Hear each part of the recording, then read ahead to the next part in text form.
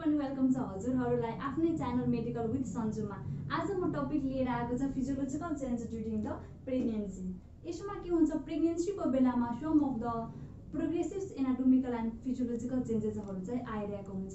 Not only genital organ but also in all systems of the body. That's all due to increasing the demand of growing fetus. Prepare her body for the labor and prepare her breast for the productions of milk. That's all about due to the effect of hormones. अब हामी यसमा सिस्टम्सहरु wise हेर्दै जाऊ, कुन सिस्टम्समा कसरी चाहिँ physiological changes चाहिँ during प्रेग्नेन्सीको बेलामा भइरहेको हुन्छ। सो फर्स्ट हामी हेरौँ reproductive systems. So first one is reproductive system.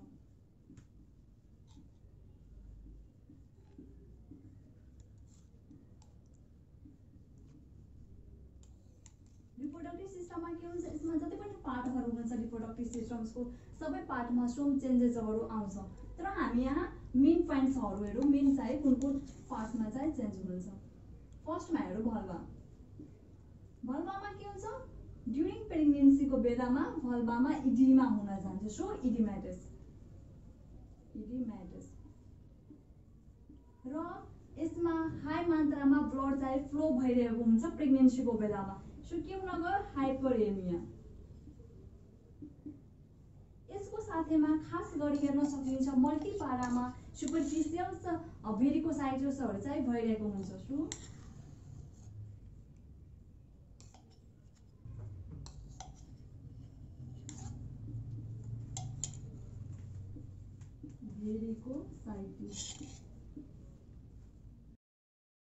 खास गरी मल्टिपारामा देखा पर्दछ।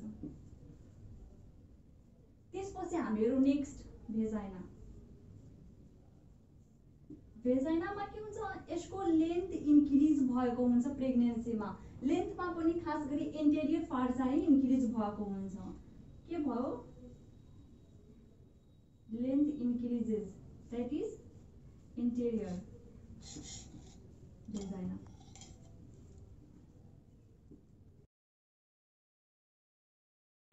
के हुन्छ, प्रेग्नेन्सीको बेलामा भेजाइना इलास्टिक हुन जान्छ, तन्किन जान्छ र सफ्टनिङ हुन जान्छ, सफ्ट भएको हुन्छ। सो सफ्टनिङ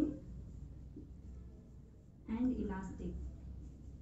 इलास्टिसिटी र के हुन्छ, यसले सेकेन्ड स्टेजमा डाइट डेलिभरीको बेलामा डाइलेट हुन जान्छ, जसले गर्दा के हुन्छ, एउटा नर्मल प्रेग्नेन्सीमा इजी पार्छ, फिटसलाई बाहिर निकाल्नमा इजी पार्छ। सो के भयो, भेजाइना डाइलेट हुन्छ।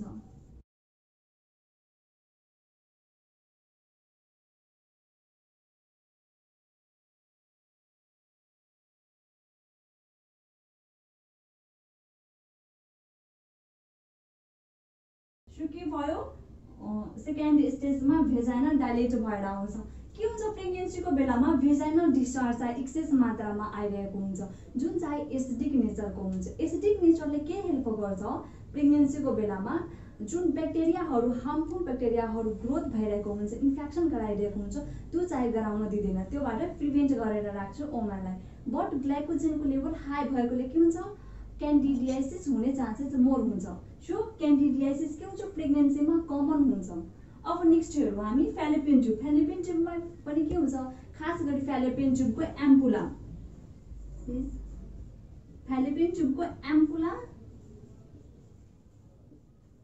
एम्पुलाको साइज इन्क्रिज, डाइलेट भएको हुन्छ, अलि इन्क्रिज भएको हुन्छ। डायमिटर, यसको डायमिटर बढ्न जान्छ। जसरी कि यो फ्यालोपियन ट्युब भयो, यो फ्यालोपियन ट्युब छ भने के हुन्छ, यहाँ यो फ्यालोपियन ट्युब छ भने यसको डायमिटर एम्पुला, यो एम्पुलाको डायमिटर यसरी चाहिँ बढ्न जान्छ अलिकता फर्टिलाइजेसनको बेलामा। नेक्स्ट हेरौँ युटेरस। युटेरसमा के हुन्छ, यसको साइज बढेर जान्छ, 5 टाइम्सले बढेर जान्छ नर्मल भन्दा। के भयो, लेन्थ increases 5 times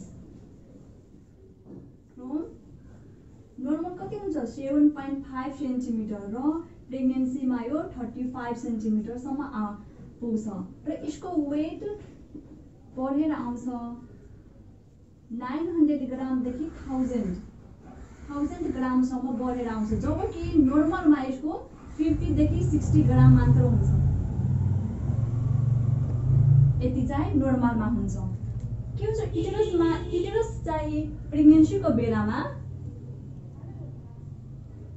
हाइपरट्रोफी हुन जान्छ, हाइपरट्रोफी एन्ड हाइपरप्लेसिया।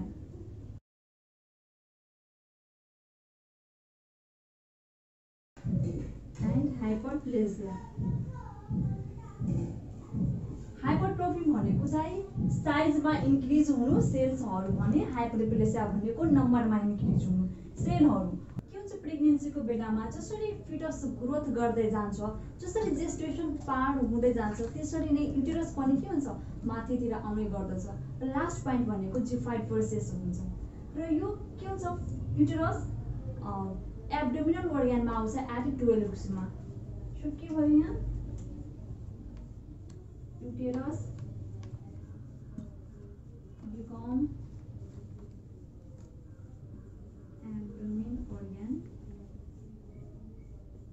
at 12 weeks-मा। जतिखेर के हुन्छ यो स्फेरिकल सेपको हुन्छ, स्फेरिकल सेप।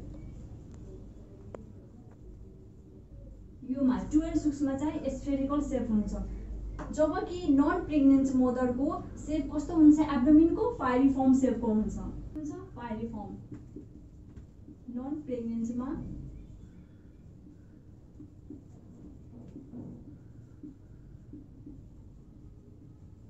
पाइरिफर्म सेपको चाहिँ एब्डोमिनमा युटेरस हुनुहुन्छ। सेपको कुरा गर्दा के हुन्छ, सेपको कुरा गर्दा यहाँ 6 weeks-मा यो युटेरसको सेप हुन्छ हेनको एक जस्तो, जबकि 8 weeks-मा हुन्छ क्रिकेटको बल जस्तो।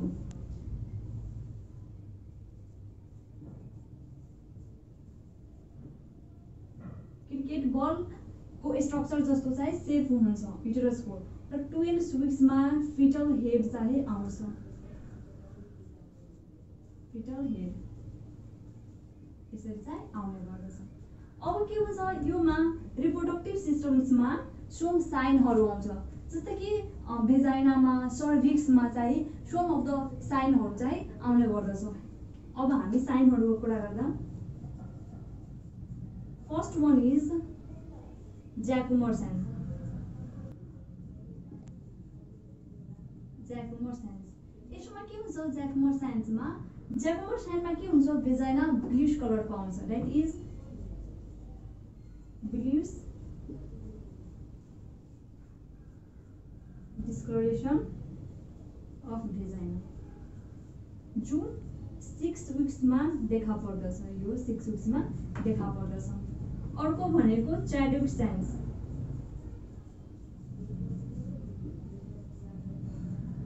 योमा के भयो, यो भनेको भेजाइनामा ब्लुइश डिस्कलरेसन आएको छ भने च्याडविक साइन्समा सर्भिक्समा ब्लू डिस्कलरेसन आउँछ। यसमा के भयो ब्लुइश डिस्कलरेसन अफ सर्भिक्स। र यो पनि 6 weeks-मा नै 6th weeks-मा नै देखा पर्दछ, 6 weeks-मा देखा पर्दछ। अर्को भनेको ओसिन्डर साइन, यतातिर लेखेको।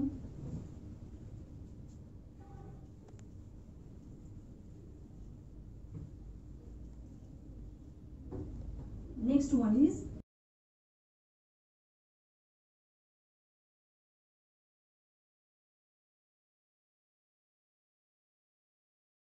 ओसिन्डर साइनमा के हुन्छ फर्स्ट टाइम पल्सेसन फिल हुन्छ सर्भिक्समा। सो फिल पल्सेसन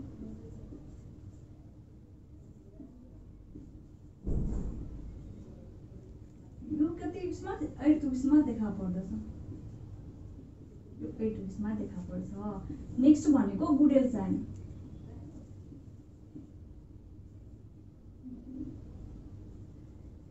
गुडेल साइन यसमा के हुन्छ सर्भिक्स सफ्टनेस भएको हुन्छ, soft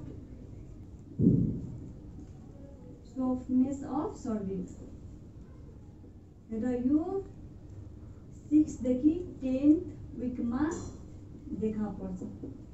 next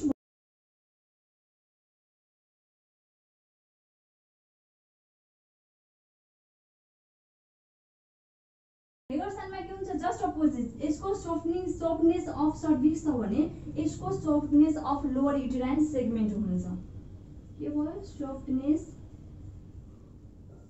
of lower uterine segment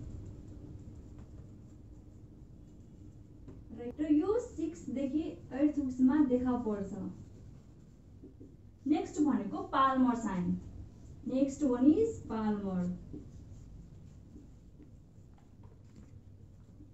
यो भनेको रिदमिक युटेराइन कन्ट्राक्सन्स हुन्छ यसमा। रिदमिक युटेराइन कन्ट्राक्सन जुन भनेको 4 देखि 8th विकमा देखा पर्छ। And the last one is ब्रेक्स्टोन hip कन्ट्राक्सन्स। Last one is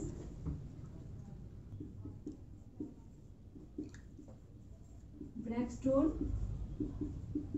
hip contraction. यसमा के हुन्छ पेनलेस युटेराइन कन्ट्राक्सन्स भइरहेको हुन्छ। दैट इज पेनलेस युटेराइन कन्ट्राक्सन्स यसमा चाहिँ भइरहेको हुन्छ जुन चाहिँ कति 18 देखि 20 विथमा देखा पर्दछ अथवा यसलाई र यो फल्स पेन कन्ट्राक्सन्स 16 विक्समा नि हुन सक्छ। Next weight gain.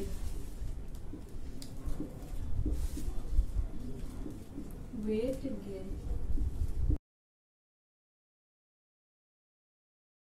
गेन मा के हुन्छ अकॉर्डिङ टु बीएमआई अनुसार चाहिँ वेट गेन भइरहेको हुन्छ। इफ बीएमआई नर्मल छ भने 11 देखि 16 सम्म चाहिँ वेट गेन हुन्छ र इफ बीएमआई बडी छ भने वेट गेन थोरै हुन्छ र बीएमआई थोरै छ भने वेट गेन बडी हुन्छ। किनभने ब्यालेन्स गर्नु पर्यो। यदि बीएमआई थोरै छ भने वेट गेन पनि थोरै भयो भने के हुन्छ एब्नर्मल तिर जान सक्छ। र अर्को इफ बीएमआई बढी छ र वेट पनि बढी हुन गयो भने चाहिँ अर्को डिजिज कन्डिसन्सहरु चाहिँ एराइज हुने चान्सेस हुन्छ। सो यहाँ हेरौ इफ बीएमआई नर्मल छ भने के हुन्छ यहाँ बीएमआई नर्मल छ दैट इज कति 18.5 टु 24.9 यति चाहिँ नर्मल बीएमआई हुन्छ। यति छ भने 11 देखि लिएर 16 केजी वेट गेन हुन्छ। यति चाहिँ वेट गेन हुन्छ। र इफ बीएमआई लेस देन 18 छ भने यसमा मोर देन 18 केजी चाहिँ वेट गेन हुन्छ। किनभने यहाँ के छ यो भनेको 18 नर्मल तिर बीचमा छ है। 18.5 देखि 24.9 भनेको नर्मल बीएमआई हुन्छ र बीएमआई इफ लेस देन 18 छ भने मोर देन 18 वेट गेन हुन्छ। किनभने ब्यालेन्स हुनु पर्यो। र इफ बीएमआई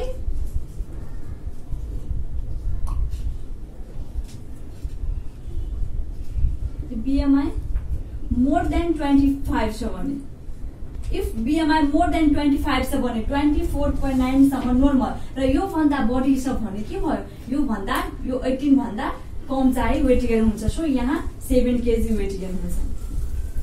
यति चाहिँ मात्र यहाँ वेट गेन हुनु भयो। र अर्को इफ बीएमआई मोर देन 29 छ भने ओबेसिटी हुनु भयो।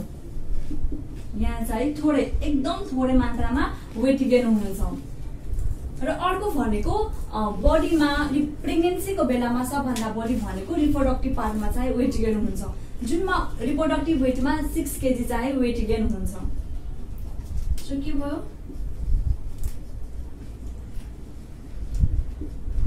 Reproductive weight gain total 6 KG हुन्छ। यहाँ के हुन्छ रिप्रोडक्टिभ पार्टहरु मध्ये कुनमा चाहिँ कति कति वेट गेन हुन्छ हेरौँ।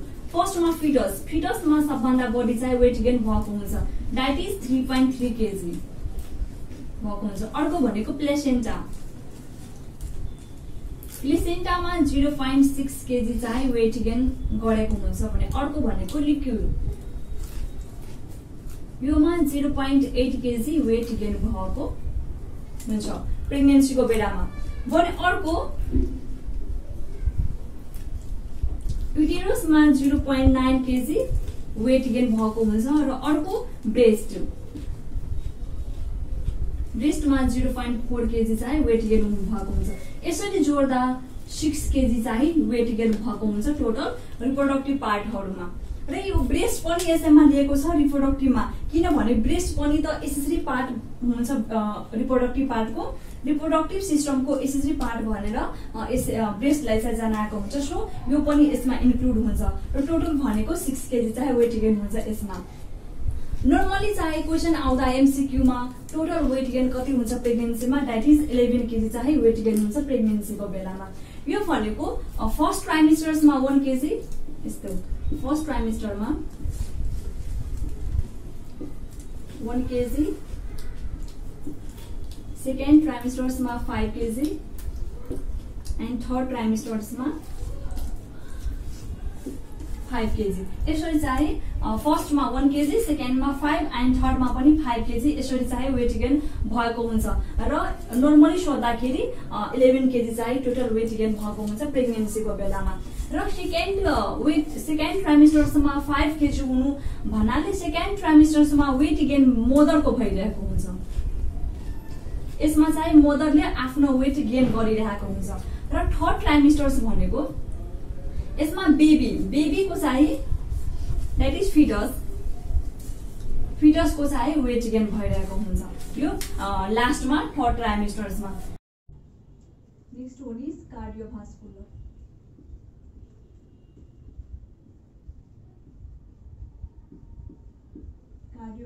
सिस्टम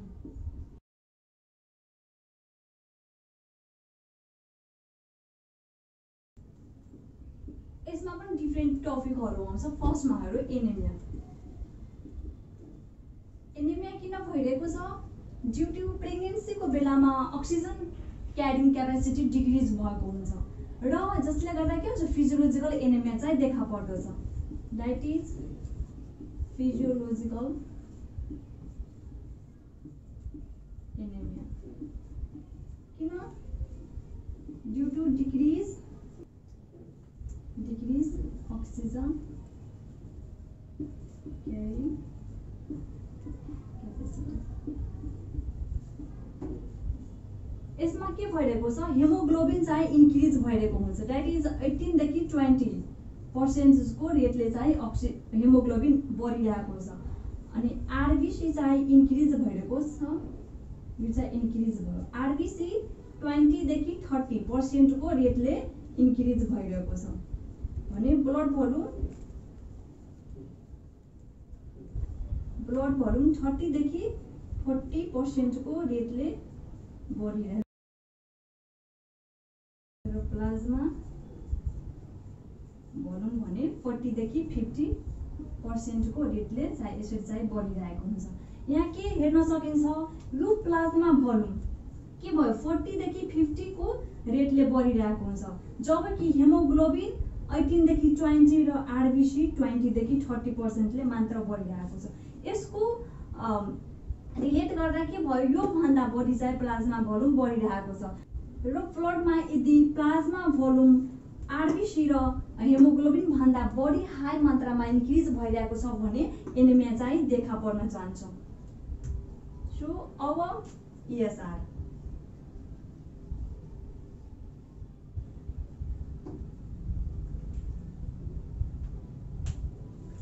ESR भनेको इरिथ्रोसाइट सेडिमेन्टेसन रेट यो चाहिँ नर्मलमा नन प्रेग्नेन्ट मदरमा नर्मलमा कति हुन्छ 10 हुन्छ 10 ml पर आवर यति चाहिँ हुन्छ तर प्रेग्नेन्सीको बेलामा यो चाहिँ इन्क्रिज हुन्छ प्रेग्नेन्सीमा इन्क्रिज हुन्छ दैट इज कति 40 हुन जान्छ एकैचोटी यो चाहिँ बढेर 40 ml पर आवर चाहिँ यति चाहिँ बढेर आउँछ एनेमिया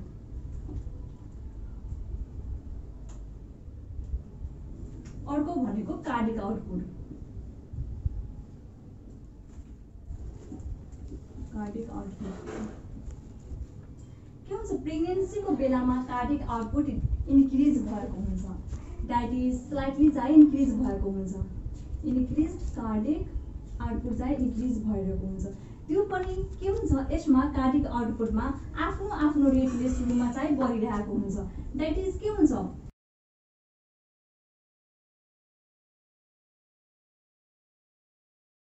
35% को रेटले चाहिँ 12 युगसम्म चाहिँ 35% को रेटले बढिरहेको हुन्छ भने के हुन्छ 50% को दरले for the pregnancy for the rate of pregnancy 12 युगसम्म चाहिँ 80% को रेटले बढिरहेको हुन्छ भने प्रेग्नेन्सी सम्म कन्टिन्यू सम्म 50% को रेटले बढिरहेको हुन्छ र यो कार्डिक आउटपुट के हुन्छ लेबरको टाइममा एकदम हाई भएर आउँछ, द्याट इज यो चाहिँ बढेर 60 देखि 100% सम्म चाहिँ यसको ड्युरिङ छ लेबरको बेलामा चाहिँ आउँछ,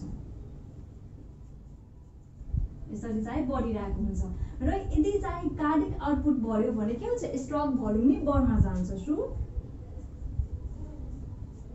stroke volume increased during pregnancy. प्रेग्नेन्सीमा चाहिँ यसरी बढिरहेको हुन्छ। अब नेक्स्ट हेरौँ यसमा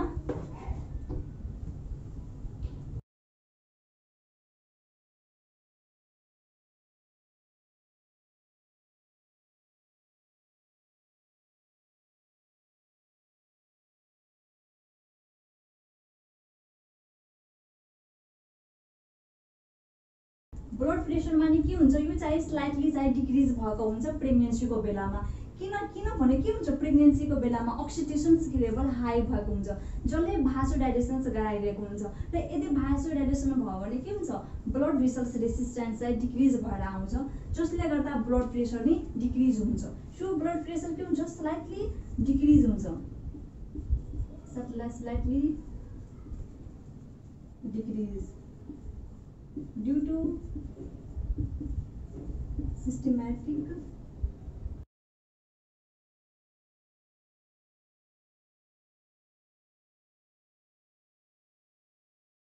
रेसिस्टेन्सले गर्दा यो चाहिँ ब्लड प्रेसर चाहिँ डिक्रिज भएको हुन्छ। योमा पनि के हुन्छ फर्स्ट ट्राइमेस्टरमा चाहिँ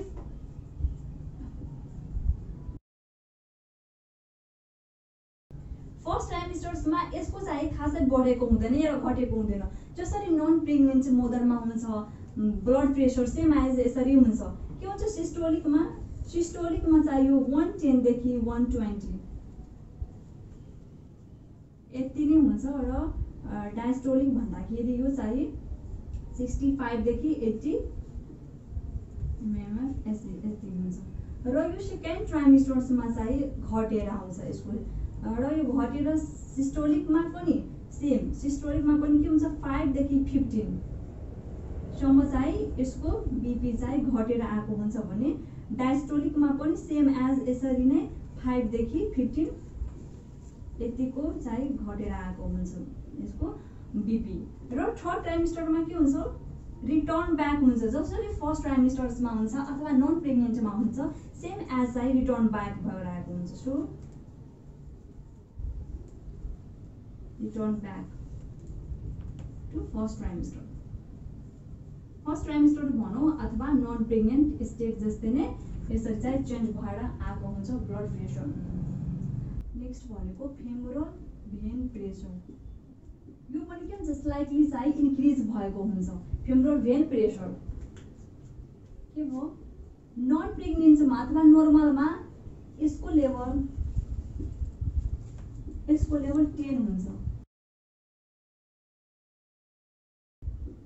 8 देखि 10 हुन्छ यसको नर्मल कति भयो 8 देखि 10 हुन्छ। तर प्रेग्नेन्सीको बेलामा चाहिँ यो इन्क्रिज भएर आउँछ। यसमा पनि प्रेग्नेन्सीमा आफ्नो चाहिँ हुन्छ सिटिङ पोजिसन अनुसार हुन्छ। यदि सिटिङ छ भने सिटिङ र सुपाइन पोजिसनमा कति हुन गयो 20 हुन जान्छ।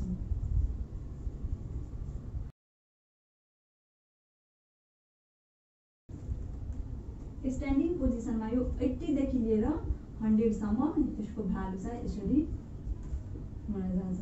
के हुन्छ फिमोरल भेन प्रेसरमा जुन बढ्दो युटेरस छ, बढ्दो युटेरसले गर्दा के हुन्छ इन्फेरियर भेन काभा चाहिँ थिचिएको हुन्छ, कम्प्रेस भएको हुन्छ, जसले गर्दा के हुन्छ हाइपोटेन्सन सिन्ड्रोम चाहिँ यसमा देखा पर्दछ। हाइपोटेन्सन सिन्ड्रोम र योबाट प्रिभेन्ट हुनका लागि मदरलाई पोजिसन चाहिँ मेन्टेन गर्न भन्नुपर्छ, सजेस्ट गर्नुपर्छ। पोजिसनमा पनि कुन लेटरल पोजिसन चाहिँ प्रोभाइड गर्नुपर्छ मदरलाई। लेटरल पोजिसनमा पनि लेफ्ट लेटरल के भयो avoid right lateral and provide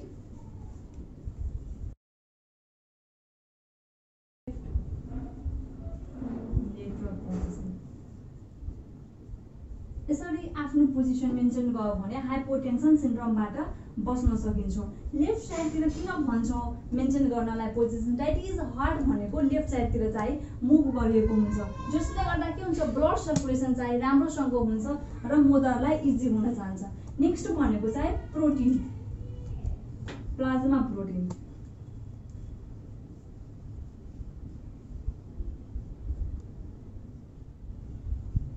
plasma protein के हुन्छ डिक्रिज भएको हुन्छ, जसले गर्दा यो डिक्रिज भयो भने एङ्कल इडिमा हुने चान्सेस हुन्छ र यो एङ्कल इडिमाबाट प्रिभेन्ट हुनको लागि पिल्लो चाहिँ युज गर्नुपर्छ अन्डर द एङ्कल सुत्नु बेलामा, जसले गर्दा के हुन्छ एङ्कल इडिमा हुँदैन र मदरलाई सजिलो हुन्छ। Next one is respiratory system. Respiratory system changes.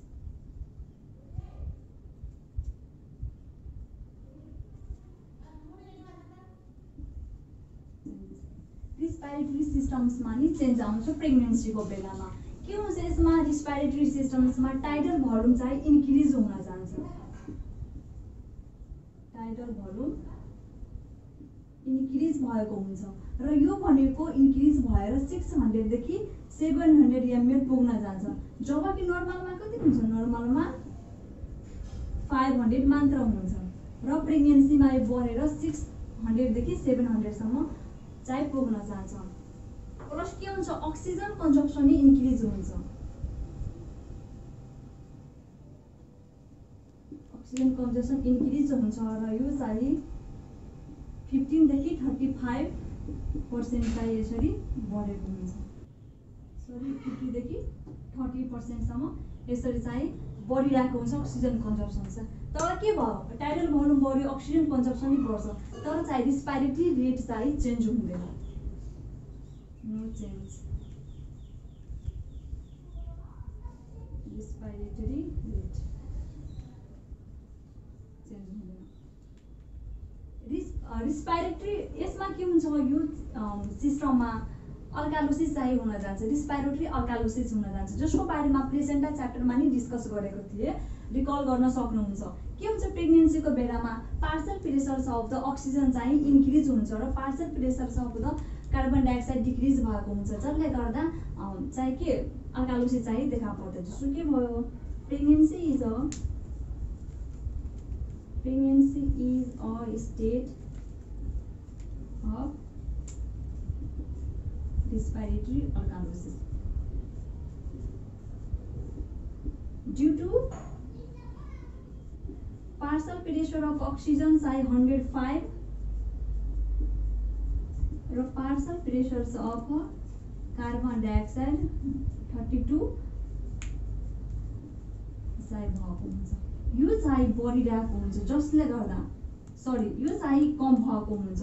जुन के हुन्छ नर्मलमा चाहिँ यसको भ्यालु हाई भएको हुन्छ तर प्रेग्नेन्सीको बेलामा डिक्रिज भएर आउँछ, जबकि यसको लो हुन्छ भने यसको हाई भएर आउँछ र यसको लो भएर आउँछ र यो लोको कारणले के हुन्छ रेस्पिरेटरी अल्कालोसिस चाहिँ देखा पर्दछ प्रेग्नेन्सीको बेलामा। अर्को के हुन्छ रेस्पिरेटरी सिस्टम्समा ग्राभिड युटेरसले गर्दा चाहिँ डायफ्राम थिचिरहेको हुन्छ र डायफ्राम यदि थिच्यो भने के हुन्छ स्प्यान्ड चाहिँ फुल्ली हुन सक्दैन र जसले गर्दा डिस्पनिया हुने चान्सेस हुन्छ। डिस्पनिया यो चाहिँ हुने चान्सेस हुन्छ प्रेग्नेन्सीको बेलामा। Next one is integumentary change. Pigmentary changes some साइनहरु चाहिँ यसमा देखा पर्दछ लाइक फर्स्टमा linea nigra first one is हाम्रो linea nigra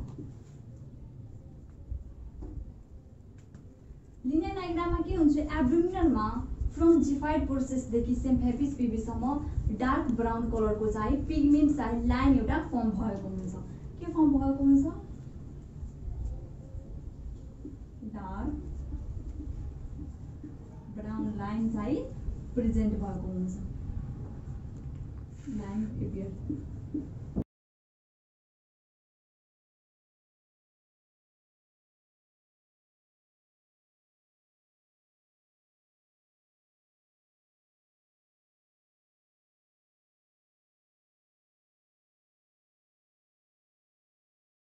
linea नाइग्रामा dark brown कलरको लाइन हुन्छ जुन चाहिँ जिफाइड प्रोसेसदेखि लिएर सिम्फेसिस पिबुसम्म चाहिँ एपियर भएको हुन्छ प्रेजेन्ट भएको हुन्छ यो चाहिँ एपियर एट 20 विक्समा चाहिँ एपियर भएको हुन्छ एपियर एट 20 विक्समा चाहिँ यो एपियर भएको हुन्छ अर्को भनेको स्टेरिया ग्राभिडेरम यसमा नि लाइन नै फर्म भएको हुन्छ जुन चाहिँ पिङ्क कलरको हुन्छ र यो भनेको स्मल हुन्छ स्मल पिङ्क लाइन चाहिँ एपियर भएको हुन्छ एब्डोमिनलमा ड्यू टु ग्राभिड युटेरसको स्मल पिङ्क लाइन चाहिँ एपियर भएको हुन्छ अन एब्डोमिन organमा ड्यू टु ग्राभिड युटेरस यसको कारणले गर्दा ठुलो युटेरसले गर्दा ग्राभिड युटेरसले गर्दा एब्डोमिनलमा चाहिँ पिङ्क लाइनको चाहिँ एउटा धबा जस्तो देखिन्छ जसलाई चाहिँ स्टेरिया ग्राभिडेरम भन्दछ र स्टेरिया ग्राभिडेरम भनेको चाहिँ नन प्रेग्नेन्सीमा पनि देखा पर्दछ इफ नन प्रेग्नेन्ट चाहिँ ओबिस छ भने के भयो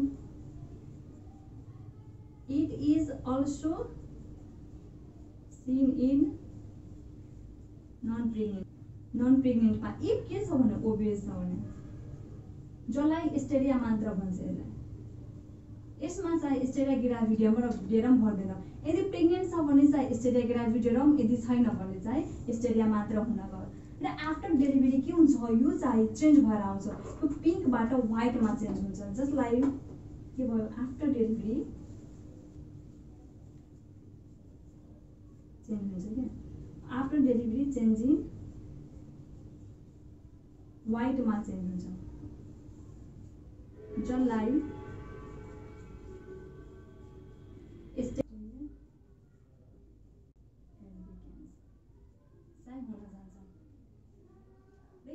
प्रेग्नेन्सीको बेलामा यो चाहिँ एट यो पनि same as 12 weeks of the जेस्टेसन्समा नै देखि नै यो चाहिँ एपियर भएको हुन्छ नेक्स्ट भनेको चाहिँ क्लोजमा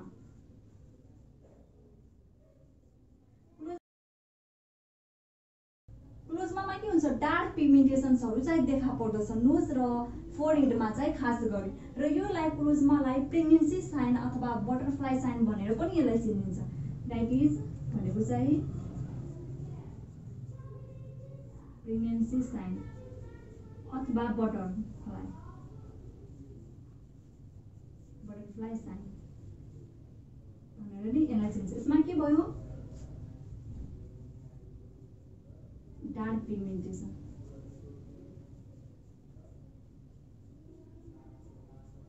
आउँछ कहाँ एट नोज एन्ड फोरहेडमा र यो भनेको एपियर एट 24 विकमा एपियर एट 24 विक्समा विक्स अफ द जेस्टेसन्समा चाहिँ एपियर भएको हुन्छ र यो भनेको चाहिँ डार्क पिगमेन्टेसन्सहरु देखा पर्नु नोज र फोरहेडमा यो साइनहरु के हुन्छ आफ्टर द डेलिभरी डिसएपियर हुन्छ next one is renal change यसमा के हुन्छ रेनल चेन्जमा glomerulus filtration rate that is GFR चाहिँ इन्क्रिज हुन्छ जुन चाहिँ 50% ले इन्क्रिज भइरहेको हुन्छ प्रेग्नेन्सीको बेलामा के भयो जीएफआर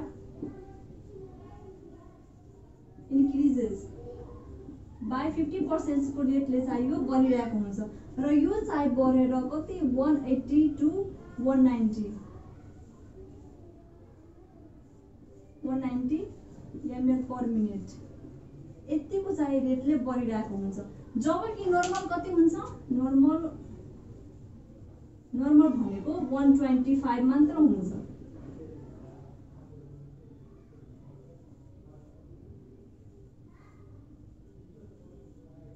र के हुन्छ किडनीबाट आयोडिन लस भइरहेको हुन्छ प्रेग्नेन्सीको बेलामा। सो यदि किडनीबाट आयोडिन लस भयो भने के हुन्छ वाटर एब्जर्प्सन पनि डिक्रिज हुन्छ र यसमा रिक्वायरमेन्ट चाहिँ आयोडिनको बढाउनु पर्यो। के हुन्छ iodine loss by kidney. So के हुन्छ डिक्रिज हुन्छ डिक्रिजेस एब्जर्प्सन र यसलाई ब्यालेन्स गर्नको लागि के गर्नु पर्यो यसको रिक्वायरमेन्ट बढाउनु पर्यो। सो आयोडिन रिक्वायरमेन्ट हुन जान्छ ड्युरिङ द प्रेग्नेन्सी। यसको रिक्वायरमेन्ट 0.2 देखि लिएर 0.5 ग्राम पर डे एक दिनमा चाहिँ यति चाहिँ लिनु पर्यो ब्यालेन्स मिलाउनका लागि। जबकि नर्मलमा कति हुन्छ नर्मलमा चाहिँ थोरै 0.1 देखि लिएर 0.2 सम्म मात्र हुन्छ। तर के किडनीबाट चाहिँ यो लस भइरहेको छ त्यही भएर यसको रिक्वायरमेन्ट चाहिँ प्रेग्नेन्सीको बेला बढाउनु पर्छ जुन चाहिँ यति चाहिँ लिनु पर्यो प्रत्येक दिन।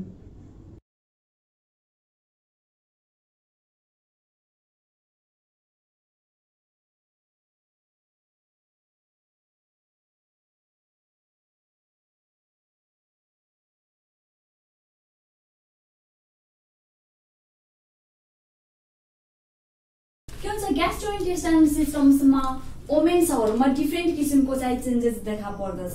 यसमा सबै वुमेन्सहरुमा सबै डिफ्रेन्ट किसिमको चाहिँ एक्सपिरियन्स हुन्छ, सबैको आफ्नो आफ्नो चाहिँ एक्सपिरियन्स भइरहेको हुन्छ। पहिला फर्स्टमा हेरौँ हामी यसको एपिटाइटको बारेमा। एपिटाइटमा के हुन्छ एपिटाइटमा पनि यो चाहिँ फ्लक्चुएट भइरहेको हुन्छ। सबै वुमेन्सहरुले सबै किसिमको आफ्नो एक्सपिरियन्स चाहिँ लिइरहेको हुन्छ। र सुरुमा के हुन्छ यो पहिला हेरौँ के हुन्छ ड्युरिङ प्रेग्नेन्सी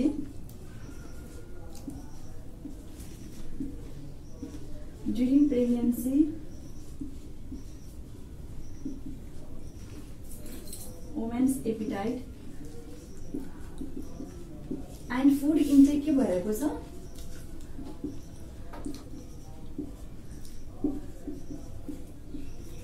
फ्लक्चुएट भइरहेको हुन्छ। कसैमा बढी भइरहेको हुन्छ भने कसैमा डिक्रिज भएको हुन्छ। र के हुन्छ यसमा सुरुमा फर्स्ट ट्राइमेस्टर्समा खास गरी देखा पर्दछ मर्निङ सिकनेस। सो वुमेन्सहरुले चाहिँ कसैले चाहिँ बडी फिल गर्छ भने कसैमा चाहिँ थोरै हुन्छ। सो के भयो so women feel experience morning sickness.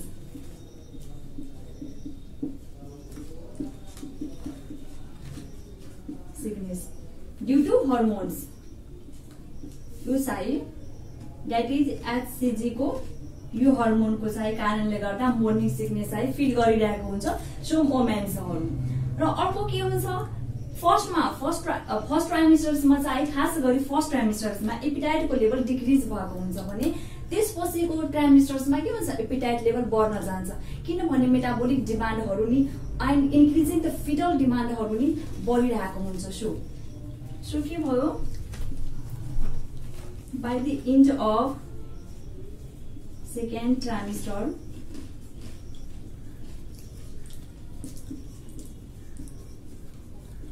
Appetite के हुन जान्छ इन्क्रिज हुन जान्छ। That's due to increasing metabolic demand, metabolic need। अर्को के हुन्छ वुमेन्स को टेस्ट नि चेन्ज भएको हुन्छ and also change in taste यसरी चाहिँ चेन्ज भएको हुन्छ। र अर्को के हुन्छ एपिटाइटमा भन्दाखेरि सोम वुमेन्सहरुमा पाएका हुन्छ सोम के गर्छ नन फुडहरु चाहिँ इन्टेक गरिरहेको हुन्छ। सोम वुमेन्सहरुमा चाहिँ सोम वुमेन have पाइका।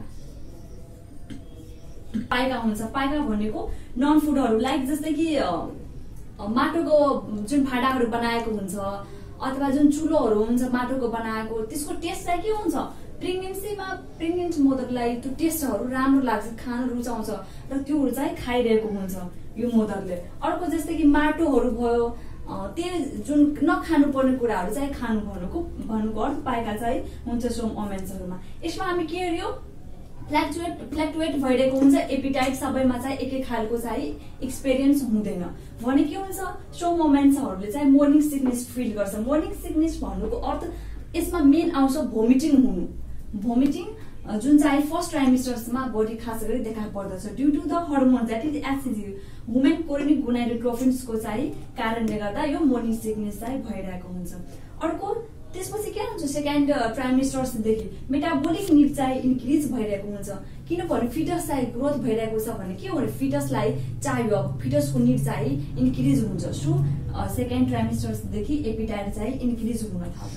अर्को भनेको टेस्टमा चेन्ज हुनु, अर्को भनेको चाहिँ पाइका हुनु, जुन चाहिँ सोम ओमेन्सहरूले एक्सपिरियन्स गरेको हुन्छ।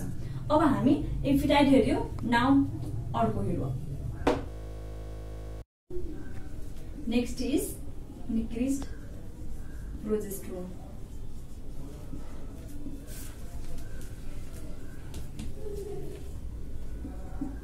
प्रोजेस्टेरोनको लेभल हाई भन्यो भने यसले के गराउँदो रहेछ, यसले के गर्छ, टोन एन्ड मोबिलिटी चाहिँ डिक्रिज गराउँछ माउथको।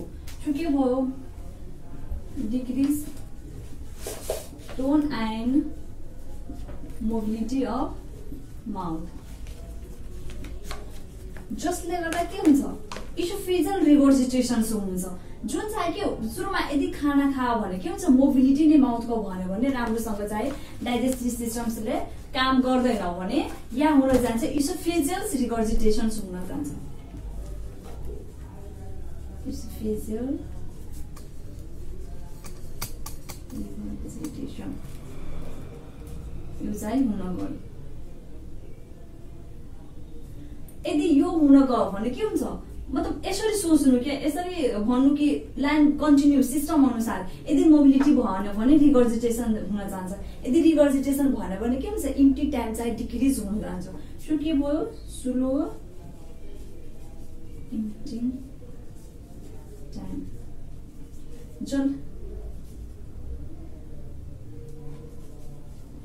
जसले गर्दा रिभर्स पेरिस्टाल्सिस।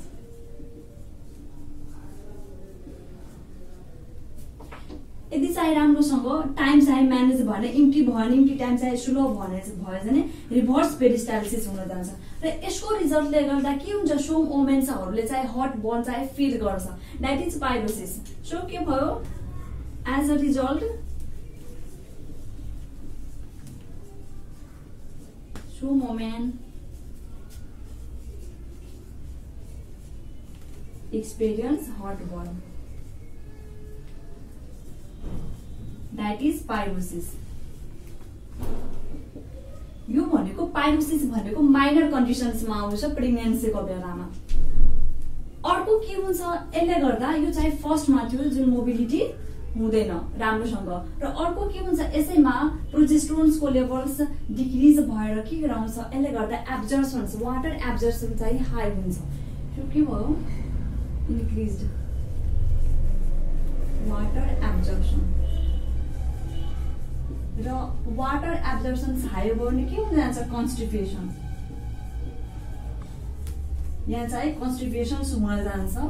सो के भयो, इस्ट्रोजेन्सको लेभल हाई भयो भने चाहिँ बडीमा हाइड्रोक्लोरिक एसिडको सेक्रेसन कम हुन जान्छ, यसको चाहिँ इन्क्रिजिङले गर्दा।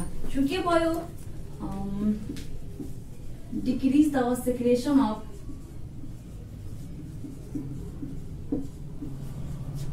Hydrochloric acid.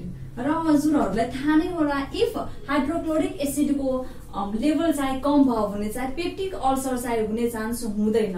सो के हुन्छ, प्रेग्नेन्सीको बेलामा यो हाइड्रोक्लोरिक एसिड डिक्रिज भएको कारणले पेप्टिक अल्सर अनकमन हुन्छ, यो चाहिँ हुँदैन।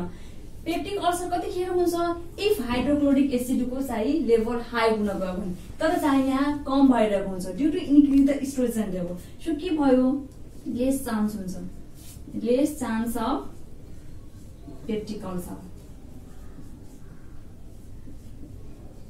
पेप्टिक अल्सर चाहिँ यहाँ हुँदैन। अर्को भनेको हेमोरोइड।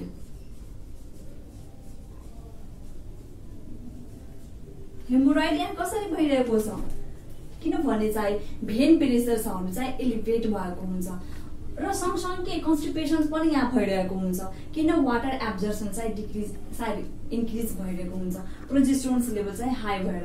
सो यहाँ के भयो, एलिभेटेड भयो, elevated vein pressure and constipation नि साथमा। हेमोरोइडको मेन चाहिँ भन्नुको अर्थ कन्स्टिपेसन हुन्छ। कन्स्टिपेसन छ भने चाहिँ हेमोरोइड हुने चान्सेस धेरै हुन्छ। Next one is nervous system.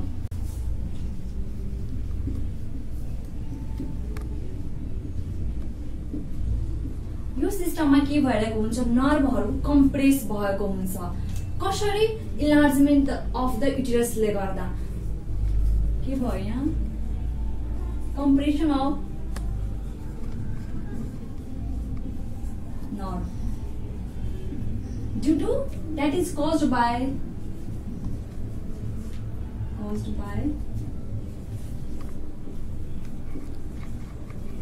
enlargement of uterus। यसले गर्दा चाहिँ कम्प्रेस भइरहेको हुन्छ नर्भहरू। अर्को के हुन्छ, यसमा कार्पल ट्युनर सिन्ड्रोम हुन्छ।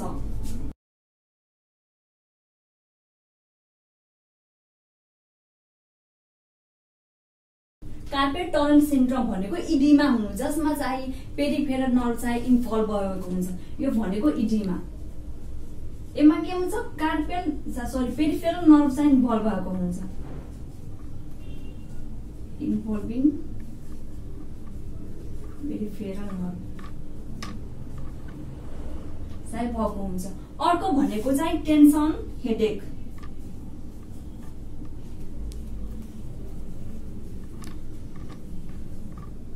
टेन्सन हेडेक हुनु, टेन्सन हेडेक भनेको चाहिँ moderate pain, that means moderate pain चाहिँ यसमा भइरहेको हुन्छ प्रेग्नेन्सीको बेलामा। कम्प्रेसन अफ नर्भ भन्नाले पेल्भिक नर्भ खास गरी यसमा इन्भल्भ हुन्छ। Next one is breast. Breast भनेको के हुन्छ, रिप्रोडक्टिभ पार्टको एसेसरी पार्ट भनेर चाहिँ चिनिन्छ, that is accessory part of the reproductive system छ।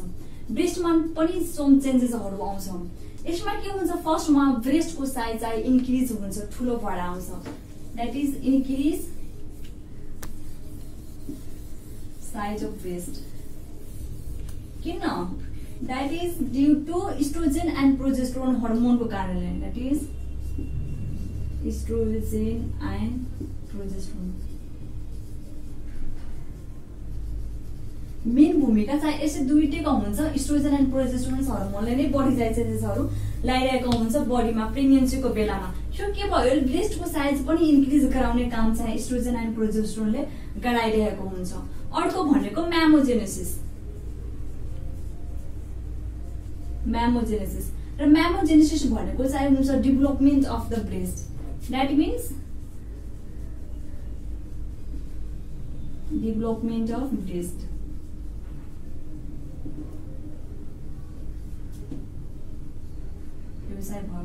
अर्को के हुन्छ, प्रेग्नेन्सीको बेलामा ब्रेस्टमा प्रोटिन एन्ड फ्याटहरू डिपोजिट भइरहेको हुन्छ।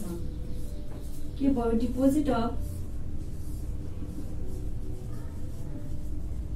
Fat and protein.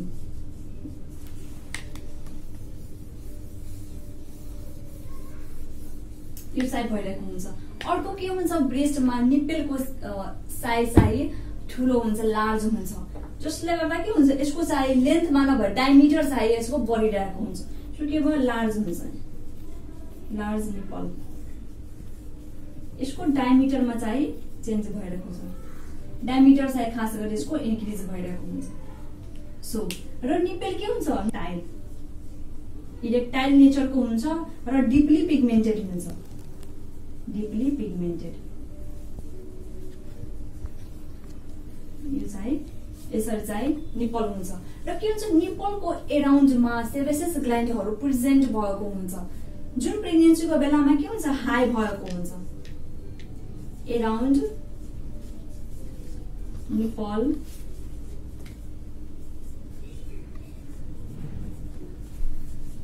Sebaceous gland present र अर्को के हुन्छ यसमा यो चाहिँ हाइपरट्रोफी हुन जान्छ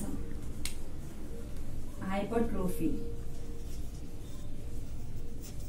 भन्नाले सेलको साइज चाहिँ बढ्नु अर्को मेन इम्पोर्टेन्ट के हुन्छ ब्रेस्टमा कोलोस्ट्रमको फर्मेसन हुन्छ जुन भनेको के हो फर्स्ट मिल्क द्याट मिन्स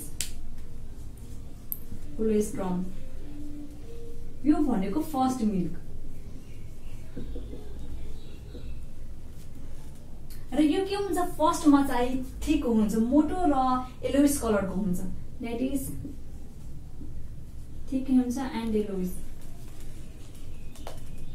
कलरको चाहिँ यो हुन्छ र यो के हुन्छ कोलोस्ट्रम चाहिँ मिड प्रेग्नेन्सीदेखि नै यसको चाहिँ फर्मेसन हुन थाल्छ र यो भनेको चाहिँ 12th देखि लिएर 18th विक्स अफ द जेस्टेसन्सदेखि नै यसको चाहिँ फर्मेसन हुन थाल्छ यसमा खास गरी न्युट्रिसन्समा क्यालोरी र प्रोटिनको चाहिँ लेभल चाहिँ इन्क्रिज गर्नु पर्यो सो यसको क्यालोरी हुन जान्छ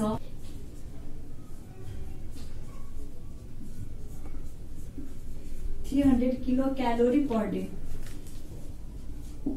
यति चाहिँ यसको क्यालोरी चाहिँ बढेर हुन जान्छ प्रेग्नेन्सीको बेलामा र आफ्टर प्रेग्नेन्सी यसको क्यालोरीको डिमान्ड अझै चाहिँ बढाउनु पर्छ द्याट इज 500 त्यहाँ हुन जान्छ 500 किलो क्यालोरी पर डे त प्रेग्नेन्सीको बेलामा यो 300 सम्म हुन्छ अर्को भनेको प्रोटिन प्रोटिन के हुन्छ 70 देखि 75 ग्राम पर डे यतिको चाहिँ रेटले प्रेग्नेन्सीमा प्रोटिन चाहिँ बढाउनु पर्छ next one is endocrine system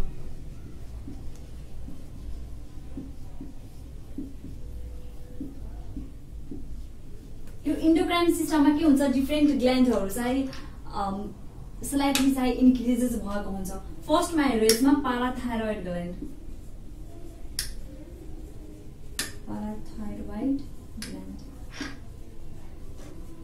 यो के हुन्छ यो हर्मोन चाहिँ स्लाइटली इन्क्रिज भएको हुन्छ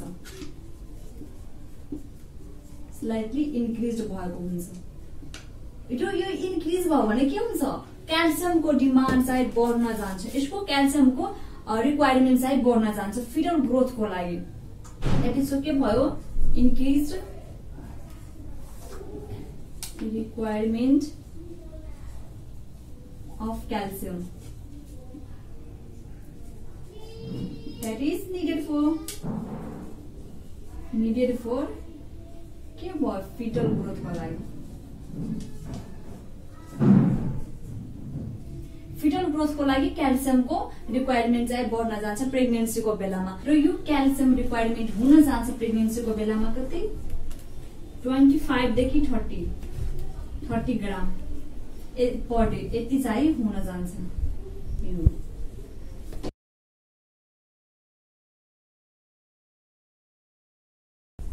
पिट्युटरी ग्ल्यान्ड पिट्युटरी ग्ल्यान्डमा के हुन्छ यसको दुईटै लोबहरू जस्तै कि एन्टेरियर एन्ड पोस्टेरियर दुईटैले आफ्नो आफ्नो डिफ्रेन्ट किसिमको चाहिँ हर्मोन्सहरू निकाल्छ र आफ्नो फङ्सन चाहिँ कन्टिन्यू गर्छ यसमा पहिला फर्स्टमा हामी हेरौँ एन्टेरियर पिट्युटरी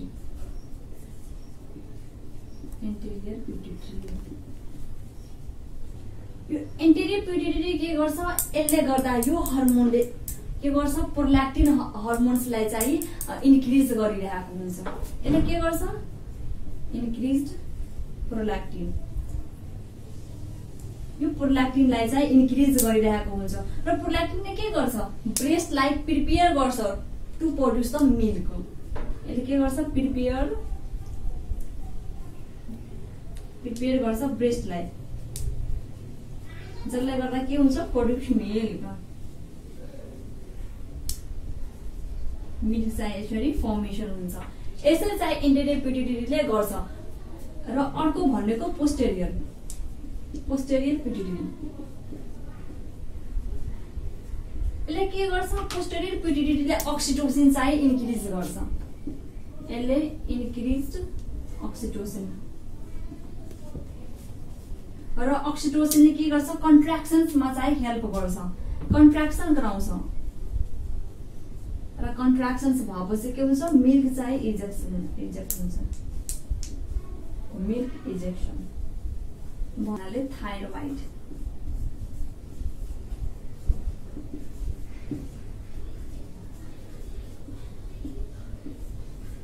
यो के हुन्छ थाइरोइड ग्ल्यान्ड चाहिँ स्लाइटली इन्क्रिज भएको हुन्छ स्लाइटली इन्क्रिज भएको हुन्छ यसमा पनि थाइरोइड ग्ल्यान्डमा पनि दुईवटा हुन्छ एउटा cortisol first one is cortisol and the second one is aldosterone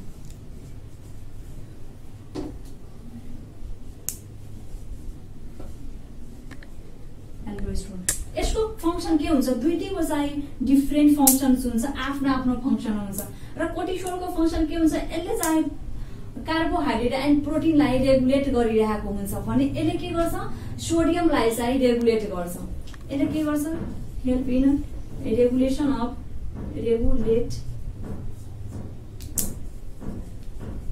carbohydrate